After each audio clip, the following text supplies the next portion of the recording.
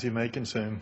Thank you, Mr. Speaker, and I want to thank Mr. Doyle for yielding to me, and I'd like to start today by congratulating him on taking the reins of the Subcommittee on Communications and Technology. That subcommittee is a critical part of the Energy and Commerce Committee and serves an important role for Congress as a whole. And Congresswoman Eshoo left big shoes to fill, but I'm confident that with Ranking Member Doyle and his longtime expertise in this area, the subcommittee is in capable hands. And I also want to thank our colleague from Tennessee, who's now the chairwoman of the subcommittee. And you basically summarized what I was going to say about this bill, but I'll try not to be too repetitive. But I do want to say I do want to ask support for my bill, H.R. 588, the Securing Access to Networks in Disasters, or SANDY Act. Superstorm Sandy had a dramatic effect on my district back in New Jersey, and we saw firsthand how critical communication networks can be damaged during emergencies. Broadcast and cable networks provide crucial information that helps us stay out of harm's way, and phone and internet access make sure we can call for help and keep track of our loved ones. Unfortunately, when Sandy ripped through the Northeast, many of these networks went down when we needed them most, and across the region, nearly 1 in 4 cell towers were knocked out.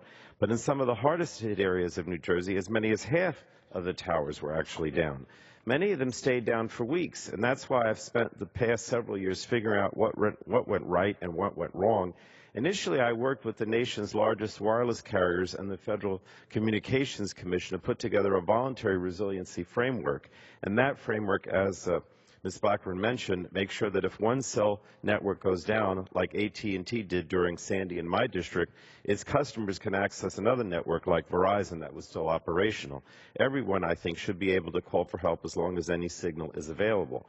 And Mr. Speaker, the voluntary resiliency framework will save lives during the major emergencies in the future, and I'd like to thank the wireless carriers and the FCC for working with me to craft that comprehensive agreement.